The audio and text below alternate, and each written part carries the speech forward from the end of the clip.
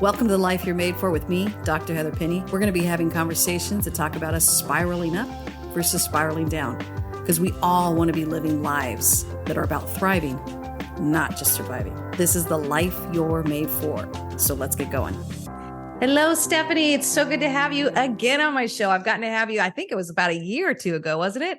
Yes, it was. It was about 2 years ago. And before I started my own podcast, I got to be on yours. It was so much fun. And we've stayed in touch. So thank you so much for having me. Oh, you're so welcome. We have similar focuses in life. And I think what we're really wanting to do, which is to support moving humanity forward, to put it probably really basically. And that's who I love partnering with. That's who I love having on the show, because, you know, I really do believe that the life that you're made for is so unique to each person. So this is why I was excited to have you here, because I know you've just finished writing a book. We got to talk a little bit about that. But I also want to just hear where you're at right now in life and what are you thinking about?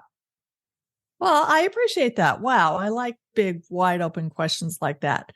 So where I am is I had a successful career that I enjoyed and retired. And it's so nice to be in this period of your life where you're really reflecting.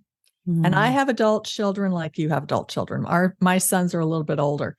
And I kind of hit this point where I thought there's going to be a day where they might be old enough that they would be interested in knowing my story of an experience I had with a business. But they only know the highlight reel of that story. They grew up with it, but they don't know the real stuff, the backstory, the failures and the challenges. And I might be gone. So I thought, you know what, I'm just going to write this story with life lessons for my sons. Maybe they'll read it when they're interested. And I put it on the shelf. And then about 6 months later, a publisher opportunity came up and they published it. So now it's a book. And here's the funny thing, Heather. If I had had that manuscript sitting on my computer, like right now, do you think my sons would want to read it? No, they don't want to read it. But the funny thing is, since it's now official between two covers, published as a book, they're reading it. So if that's what it took to get my sons to read my manuscript, okay. But what's interesting to me is not about the book. It's about being at the point in your life. Like if we could go back to our younger selves, if I could go, I'm 60, if I could go back to myself in my 20s, what advice would I give myself? And it seems so clear to me now, but you have to figure it out for yourself. It's kind of like you have to go through it yourself. And we were talking before we started about this whole idea of this epidemic we have in our country right now. And if you read statistics, it's really startling. Like compared to 20 years ago, it's the epidemics like loneliness. 51% of Americans today identify as being lonely, unhappy. Okay, so I'm not talking about clinical depression because that's another topic and that's not anything that's easily fixed. I'm not minimizing clinical depression, but I think a lot of people kind of feel a disconnection, kind of a malaise, kind of questioning, you know, what am I about and do I matter? And do people understand me? And I think there's just a huge disconnect between people. And so you look at that and you say, I don't know why, but I'm more concerned about what can we do about that? So how can we, I'm a believer. I have faith in God. At 60, I'm like, well, I think there's an easy formula. It's called believe in God and trust him. Well, you know, that from a pragmatic point of view, my sons would say, okay, Mom, but what about today? What about the challenges I'm having today? So I love to read. And right now I'm reading a couple of books about the human experience and about what I'm talking about, this loneliness. And one is on the science of happiness. It's a Harvard professor. Most people, their goal is to be happy. We don't say that out loud because it sounds selfish. Maybe it sounds pithy. But the truth is we want to be happy. Now, if you're a person of faith, you might say, I want peace and contentment and joy. All of these are terms for you just want to feel good. So years ago, let's call it 100 years ago, the popular psychological theory of the day, Sigmund Freud. And his theory was that you experience happiness through pleasure. That's how people get happy. doing things, eating things, drinking things, whatever brings you pleasure, that's what'll make you happy. And then kind of a mid last century, Viktor Frankl wrote a book called Man's Search for Meaning. And he had actually a psychiatrist actually, who had survived Nazi concentration camp. And he observed and wrote about the human phenomenon of how did some people make it through that, and his theory was, no, it's not pleasure that makes us happy. What it is a sense of purpose. And I think that's where I've landed. I think that if people have a sense of purpose and then add on, this is my story, if you have something you love to do, can you use that to help other people?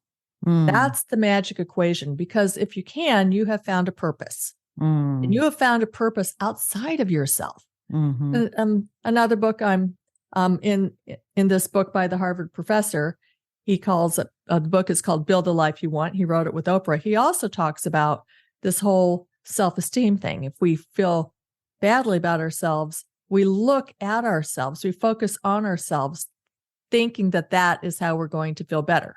When in fact, when we take the focus off ourselves again and put it on other people, if we're others focused, if we're trying to help other people doing this thing, that's what makes us happier, is getting the focus off ourselves. So the combination of doing something you love to do, finding a way to use it to help other people actually does help other people, but it really helps us the most. And it's this circular thing. So years ago, 23 years ago, I went to hear a speaker at our church. She had written a book that I loved called Let Prayer Change Your Life.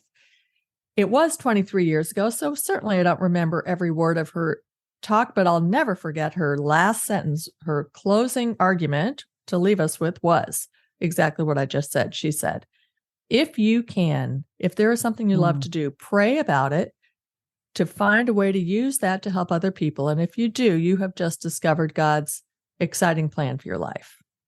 So I bought the prayer journal because we talked about you need to have the tools in order to pray effectively, right? So, yeah, gotta get it right, Stephanie. It had lines. It was easy to follow. I really started praying intently, like, okay, I love to do this thing. It sounds pithy, but I like to use grocery coupons. I was the woman you got stuck behind in line, then you wish you'd had a different line. I loved the little game of going into the grocery store and getting free groceries with coupons. No one was doing it. It was the year 2000. It wasn't popular at all. But I love to do that. And I thought, well, there's got to be a way to use that to help other people. And I'll tell you what, the thing is, when you have something you love to do and you start thinking and trying to be intentional about finding a way to use it to help other people, it makes you pay attention. So that's it. All of a sudden, I'm paying attention. Like, okay, am I going to get a sign from God? Is something going to happen that's going to show me what to do? I don't know. But on day 11, I all of a sudden noticed something that I don't think I would have noticed had I not been praying about this. In the church bulletin, they had a request for food at our local food pantry. The place where people go for emergency food assistance was empty or practically empty. And I had never gone to a food pantry and donated directly. I would just, food drives with collection bins. But every item on the list was a coupon item. And so, so I thought, oh, this is just fun. I went to the grocery store the next day. I took my coupons. I followed their list and I got $60 worth of groceries for $10. Wow. And that was my light bulb moment. This is it. So I go to the charity, Heather, and I decide, now, by the way, let me give you some context. I'm a young mom. I have a 5-year-old and a 3-year-old. I have quit my job without any planning ahead because I thought I would want to be, in the workforce, but then I had kids and that changed my mind. So we're poor. Okay, let me just put it that way. We're poor. Hence the coupons. So, yeah. So I had no resources. So I go to the charity to tell the director this great idea. And then the director, of course, could share this idea. Other people could buy food for charity with coupons. Well, here's what happens. I sit in the waiting room of that charity. The director never could see me because she was so busy seeing clients. and hearing their desperate situations. But I sat there for half an hour, and that was life-changing. That because the other people in the waiting room were women like me with kids like mine. The difference is we were just in different circumstances. Wow. All of a sudden, I didn't feel poor anymore. Yeah. All of a sudden, I felt, oh my gosh, she has come from work and she is here. So I found my purpose that day. My purpose, I thought, was to buy food for charity every day. And I was so on fire about it. And here's the thing, when you land, and I'm going to let you talk in a minute, I promise. When you land on this amazing idea that God has for you, you're going to have energy. It's not hard to do. It's kind of like when you fall in love. You can't think about anything else.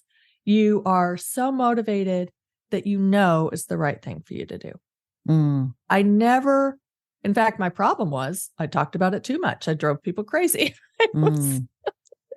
So, I think, so I wanted my sons to understand, hey, you know what? There's something you love to do. There is surely a way to figure out how to help other people with it. And if you did, you would be happy to be others focused. Simple message.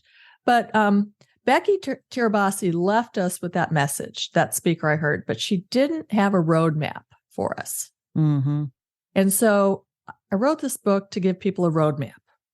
Okay, here's what happened in the first, here are the things that worked. Here are the thinking about my sons, right? Here are the things that worked. Here are the things that didn't work. Here are the things that could have tripped me up. Here are the things that seemed awful at the time, but it turned out to be the best thing. And any of us, when we look at something in retrospect, we could see it all so clearly. When you're in the middle of it, you can't always see it so clearly. So by sharing the whole story, I'm hoping to give people this big, 35,000 foot view to give them hope for what they want to try to do. Because there is something for everybody. I say, oh my gosh, if God could figure out how to use grocery coupons, that was my idea. Yeah. I mean, the angels in heaven must have been like, oh my gosh, look at this request we got. What are we going to do with this? Well, I love your honesty about it. And more importantly, I love how you are demonstrating just that 30,000 foot view over the past 6 decades that you've lived. I think it's so powerful. Clarity is so strong in hindsight, and how we are able to articulate that. I always appreciate the sages in our community, where I say, please tell us a little bit of your pathway. Everyone has their own pathway, but how much we can learn from each other's pathway and where we can pick up things. And for people who really are asking, how does my faith influence my purpose in life? That's such a powerful question to be asking. And for you to stay in that question, I talk so much in the work I do. We ask good questions, we're going to get good answers. We ask bad questions, we're going to get bad answers. So the question you're asking, which is, how do I live a life of purpose? You're asking that over and over. And you're also giving it a little bit of, I think my purpose has something to do with couponing because that's my passion. Right. Right. So I appreciate your overarching perspective of it. And when you shared a little bit about the purpose that you found in that waiting room, it really hit me that it was your perspective that kind of got changed. And that's where I hope our listeners are hearing that. I think life gives us opportunities to change our perspective so that we can find our purpose versus just looking for it to drop on our head or just pursuing pleasure, which we all know has a dead end. Pleasure is only fun for a season. And don't get me wrong, I want to see everyone eat good foods and go on great vacations and do fun stuff and do some self-care and pamper themselves. But if that's our end game and we have no purpose in our life, all of us eventually feel it. All of us. Right. Otherwise, Hollywood would be a very happy place. And as we know, they've got millions and even billions of dollars out there, but they're still not happy. So I think as we really look at this idea of purpose, what I'm hearing is the sages in our world are starting to really talk more about that. And Viktor Frankl, I love that you brought him up. Boy, he earned the right to speak to it because he went through World War II concentration camps and actually chose to stay there. I just finished reading his book not too long ago, so it's fresh in my head. But yeah. And his book is Man's Search for Meaning, for those of you who don't know it, but he was a very popular book right after the end of World War II. And so it was just really powerful of how he stepped into that conversation around purpose. And one of the stories that's coming to my mind as you were talking is he shares about being in the concentration camp, and the Nazi guard came into their room and said, all right, I'm going to kill you, this guy. And he's just started pulling this guy out of the line, said, I'm going to kill you. And the guy just dropped to his knees and said, please don't kill me. Don't kill me. I've got a wife. I've got kids. Please don't kill me. And a priest stepped forward and said, kill me. I have no wife, no kids. Oh my and gosh. the Nazi guard did. So Victor was a witness to this. And he killed the priest and let the other guy go. And it so impacted him. And going back, and it's a dramatic example, but that was a perspective that really influenced Viktor Frankl. So I guess I would love to hear a little bit more about your perspective in your 6th decade of life that is influencing you and how you are choosing to live. Okay, so great question, because there are so many things that the world says are what we should aspire to. You know, so many measures of success, and so many they're good things, right? I mean, if you're successful, maybe you make more money. If you're successful, you have more followers on social media. If you're successful, I mean, there's a long list. We all know this stuff. And there is a Bible verse that I kind of clung to from the very beginning. I think it's Colossians 3:23-24. But, you know, whatever you do, work at it with all your heart as if working for God, not men.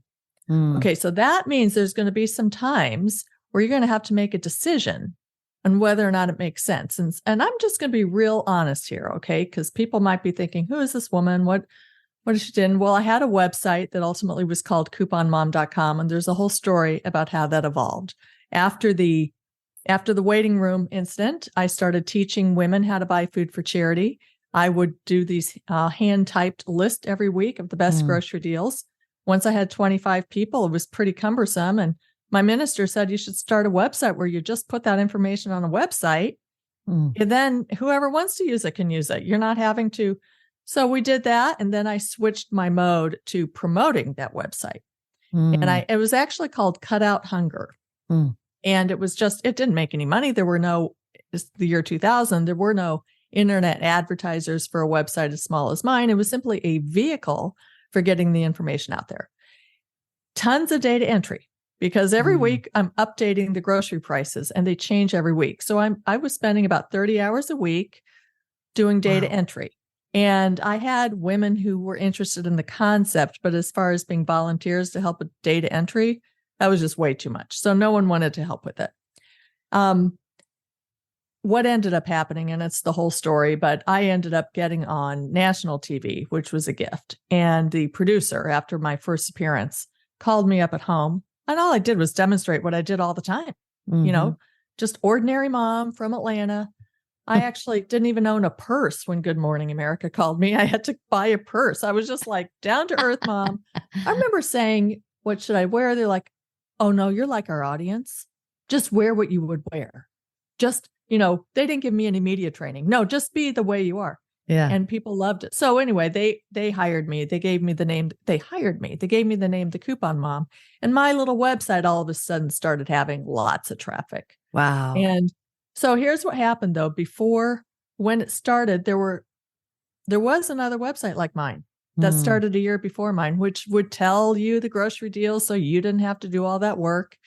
But it cost $60 a month. Now I'm making no money because there's no internet advertisers yet for me. And the owner of that website called me up and said, you need to make money. You're got all this traffic and users, but you're not making any money. You're doing all the work yourself. And making money would mean charging the women who were using my website, or people who I had gotten lots of emails from people. They were not wealthy people. They were grateful. And some people were food pantry clients. They broke your heart, these messages. And that's what kept me going. This matters. This is helping people. This is what I wanted. This is so, and I'm a stay-at-home mom. And this works for me. I'm able to sit in my house. I'm not flying all over the country, in my house, putting information on a website, and they're using it. I could not bear the thought of charging one of those people money. And so, but that is counterintuitive, right? You're providing a service. You should charge a fee. That does make sense. Then I could hire people. Then it could grow. And all of that made sense, but it did not fit my heart. It just didn't feel right. So I thought I'm going to have to figure out some other way. Fast forward, yes, eventually there were internet advertisers for websites my size. And we just kept sharing the information. I kept getting on TV. People loved it. And it got really big. And ultimately, that other website went out of business. And money has never been a problem for us. We got so many people using the website that our advertising paid for everything we needed. And so now, yeah, I mean, who would have thought that at the beginning when you said, no, you should charge a fee? Of course, that makes sense. But that is what I'm talking about. Sometimes you just have to follow your instincts to say, I know it doesn't make business sense. And in the end, it made a lot of business sense. It ended up becoming a multi-million-dollar company. Oh my goodness, Stephanie, that's amazing. And I spent $35 to start it. Oh my goodness. So, any business person who looks at this, it just doesn't make sense. My son, who I told you is finally reading the book, well, he's a 30-year-old financial analyst for a bank. And now he's looked at the book and he's like, Mom, it makes no sense at all. I said, I know. I mean, I can't even operate the remote control. I really am the worst technically. He's like, I said, I know it doesn't make sense. It doesn't always have to make sense. Yeah. We got this great big God who can do some amazing things. And sometimes that's what I mean. I clung to that Bible verse.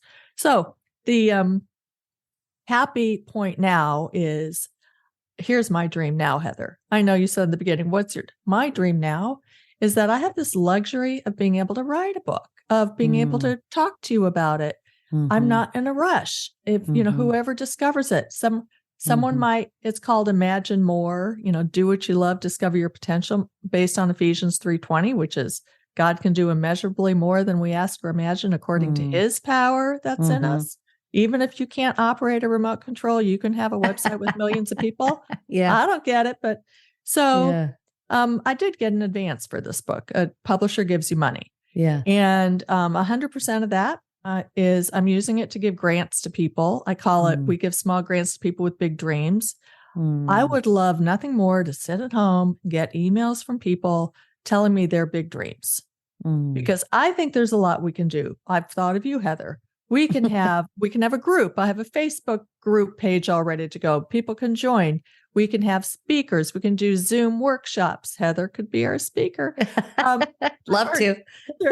We could have maybe enough people. We could have an in-person thing. We could have, I can give out these grants to people. We're going to have when I started my first initiative before I got on TV or anything, and I had no money, I was eating my yogurt, and on the lid of the yogurt, it had information about an essay contest they had, which was, if you were trying to start a charitable initiative, the prize was $1,000.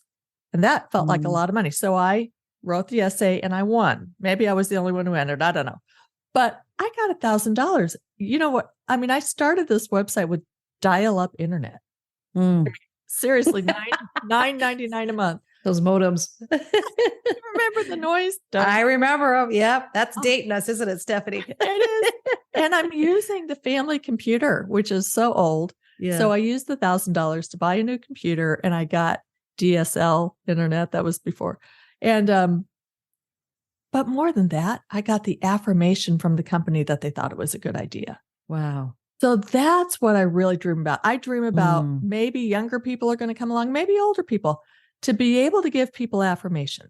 I love that. I would just love nothing more than to talk to people all day long about what their dreams are and encourage them and maybe connect them with other people and see what happens. I love it. I can see then why you wrote the book, and that was going to be my follow-up question, but I think I can answer it for you. You want to encourage people to imagine more and hit that potential. And I think that's what's so exciting is you modeled it. you're not just telling people to think this way or chant a certain phrase, or if you think positive, it will come to you. What you're doing is saying, hey, I lived it out. And here's how I lived it out. And I believe every human has the possibility to live it out and actually do more than they could ever dare to ask or hope. So I think it's just so powerful to hear you share that. And I want to say you've earned the street cred to step into those conversations.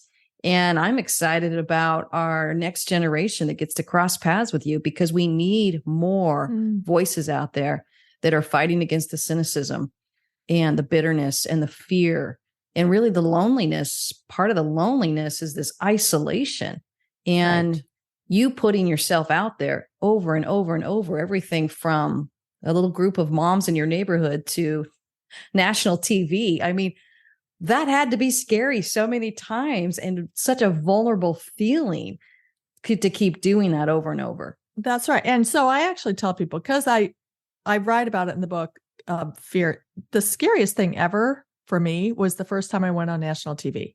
I bet. I couldn't even imagine. That to me would be like jumping off a cliff or like I've never parachuted. I've never skydived, but it would be like that. It would be that scary. But at the same time, when you don't have any money to market something, there was no social media back then. So your only opportunity was to get in the media and to go on national TV. If they had 6 million viewers, there was no way I could ever afford advertising. Yeah. So you had to do it. So there are things we do have to do. But coming on the other side of it, when you do that, when you actually jump off the cliff and you survive it, not only survive it, but it ended up turning into something wonderful, it gives you stronger faith in God. That's all I can say, because you're like, that I could not have done that. But the whole idea is that if I had tried to pick something that wasn't my favorite thing to do, I might have felt like an imposter. But if you truly just hone in on the thing that you are so comfortable with, you love to do so much, this is what I want to do. After reading the book, my son called me up and he said, okay, I have an idea, except it seems kind of self-centered because I like doing it so much. I said, oh, that's the whole idea. Yes. You love doing it? Yeah. Yeah, he loves to play tennis. Perfect. Loves tennis. And he said, so I'm thinking about like going to an after-school program, buying some tennis rackets, getting his buddy who likes to play tennis and teaching kids how to play tennis and playing tennis with kids. Just that single thing. Think about that kid. His parents don't play tennis. Maybe his parents don't have time to, they're working. Will he have, and now he's got a tennis racket and he's got a bunch of crazy couple 30-year-old guys who think it's fun. That's exactly what. So when I went on Good Morning America, I was terrified. And my brother finally said, what is Diane Sawyer going to ask you about grocery coupons that you couldn't answer? I love that. He said, a good brother. She's not exactly going to ask you about the Middle East. She's going to ask you about, and all of a sudden I was like, he's right. There is nothing anyone could ask me that I wouldn't know. So stick with your topic. Don't go outside your lane. But that helps you not be afraid. And actually my brother, that sentence talked me off the cliff. That was like, that's powerful. Right? Yeah. I don't need to worry about it. She's not going to ask me anything. Oh, I love it. Those famous people, I'll tell you what, they really do not understand grocery coupons. I'll tell you that. They don't need to, do they? Oh, I love that. Yeah. And I think too, just learning as we're aging to be very comfortable with where we are saging, as we, and I know that was our last conversation, that we're saging, not aging. But I think it's that awareness of saying, oh, I don't know about the Middle East, and I am not competent to answer that, but I do know coupons. So let me talk to you about that. Or in my case, working in corporate America, working in these business fields, I don't know about what their industries are. I'm not going to even pretend that I know what their industries are. But do I know how humans learn and grow? Oh, you bet I do.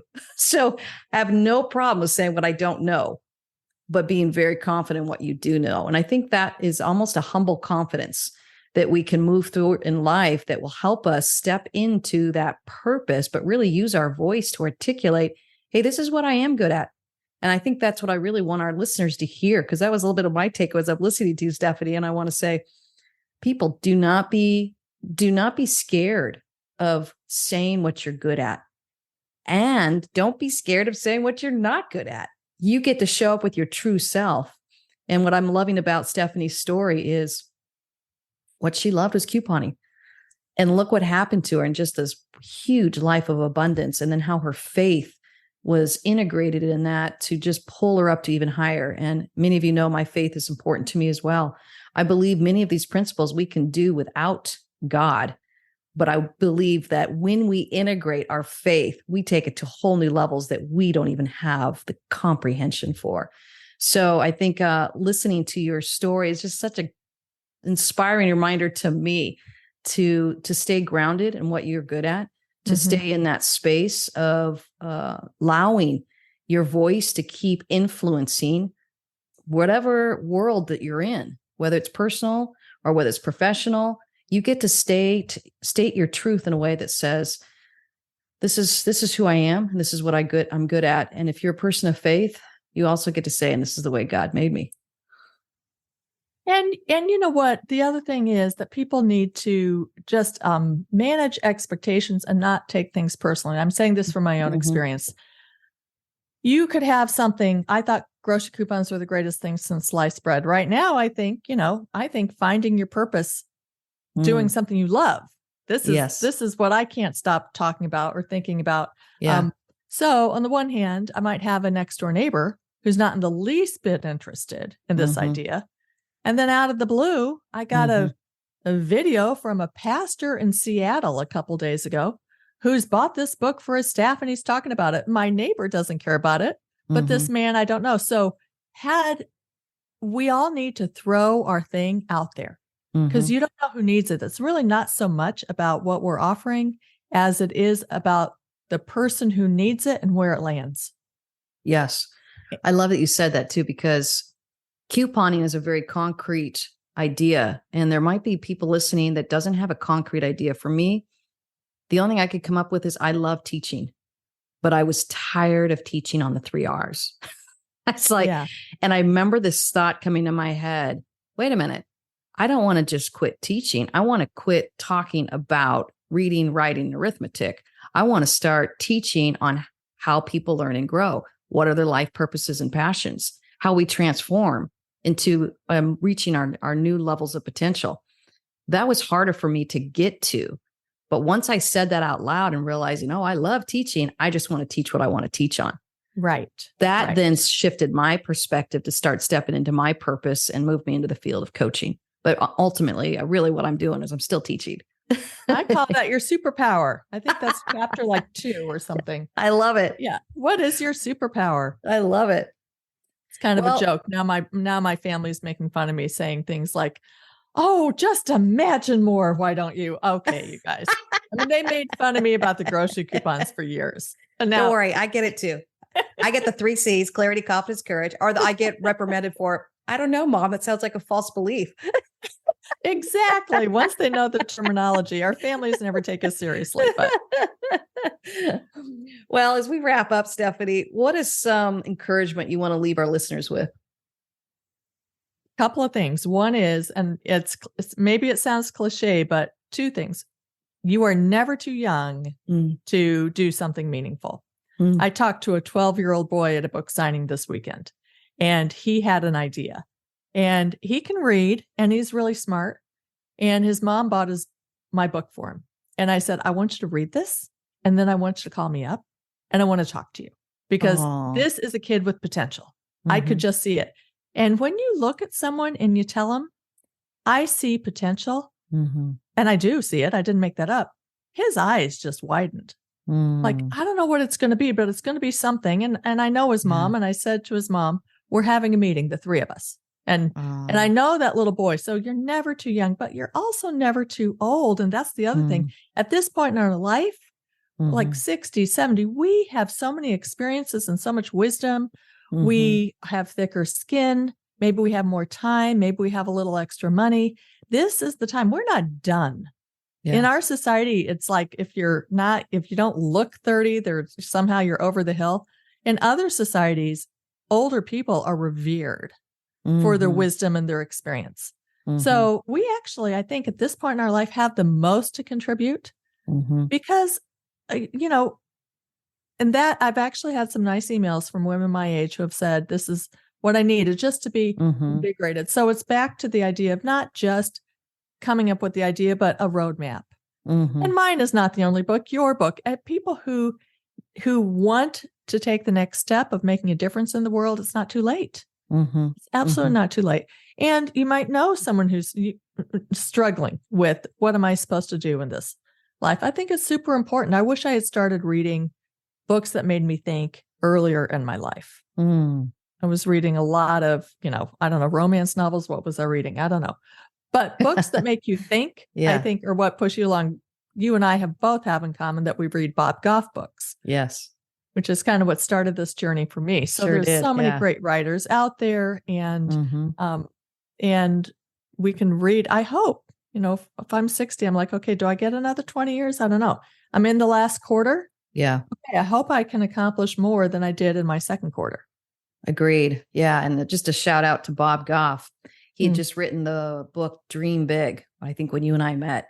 And we were using that in our language. We're like, we're dreaming big. We're dreaming big. Hi, I'm a middle-aged woman, and so are you. We're dreaming big. And that's right. It was just, I think that's what I would encourage people to, when you are daring to step out or take that leap of faith or dream big, there are people that are out there waiting for you to encourage you. And that's really how I met Stephanie. I showed up at one of Bob Goff's retreat. We looked at each other and kind of recognized our desire to live big lives and that we weren't done. We just weren't done. And I think just stepping into that space has shown me that there's a whole world of people out there. So if you are struggling with loneliness or you're feeling like you're not fitting in with the way people are thinking around you, you get to start finding those new spaces and those new relationships that are encouraging you to go to that next level. Because I don't believe we can do it alone. I believe that we get to have amazing sojourners that come alongside us. And I believe that God sends those to us as well, because we all need a little bit of encouragement as we kind of take that vulnerable risk and take that leap of faith. And so I have to say, I'm not going to be able to let this go by, Heather, and you're not allowed to edit this out of the podcast. Okay. So that's Heather, that encourager. Let me tell you what she did for my life. I went to a Bob Goff workshop 2 years ago only because I wanted to meet him. I was retired. I was perfectly happy with my little life, and I just wanted to go and meet him. I thought there'd be 500 people there. No, there were 29 people there. And yes, I met Bob, but I met Heather. And Heather said to me, I don't know if you remember this. I remember exactly where you were sitting. And you said, well, if you have the time, you should really do Bob's coaching program. I did it, and it was super helpful. I said that, huh? Program. Oh, you did, Heather. It was the first night. And I thought, what do I need coaching for? Like, I'm retired. I already had my thing. What? And I thought, okay, I talked to Bob about it briefly. And when I said retired, you want to make that man crazy, use the word retired. He said, we don't do retired. Like this is. So I signed up with Bob because Heather suggested it. Oh. I had no goal. I had no ideas. And Bob suggested writing the book, and I started a podcast. And I have had the most interesting 2 years since that experience. And I wouldn't have had it, Heather, had I not done the coaching program. And I wouldn't have done the coaching program if you hadn't done such good sell. Tiny bit of encouragement. I don't even know if you knew that story. It's coming back to me now that you mentioned it, but I don't remember any of that. I just remember you telling me that, but I don't remember saying that to you. I just was showing up saying, hey, this is what I'm doing. And I think, to your point, letting people see you live transparently is something that is our gift to the world, and we don't even realize it. So taking that risk, and for me, I love encouraging people. That's something I would love doing. And I love coming alongside people and saying, you got this. And if you're nervous about it, let me tell you where I'm nervous, or let me tell you where I messed up so that you don't see me as a pedestal. I always joke, I'm trying to kick that pedestal out from underneath me. And so what a privilege to be able to meet in that space, Stephanie, because you've encouraged me as well. And I saw us just both going for it. And I go, well, look at you, keep going. Even at your ripe old age. So thank you so much for having me. It's been so great to talk to you. You too, my friend. And get her book, Imagine More. It's really a great read. And I've been enjoying just her talking about that pathway and her own roadmap for how she got to where she was in life. And we can learn from our sages in this world. Thank you, Stephanie. Thank you. Thanks for joining us. We had such a great time today. And obviously, we are all stepping into this life that we're made for. But isn't it nice to have a little bit of support along the way? If you want to find out more about the life that you're made for, come find me at heatherpenny.com. Go ahead and subscribe. Give us a review. That really helps us out and helps spread the word. You get to step into the life that you're made for. Cheering you on.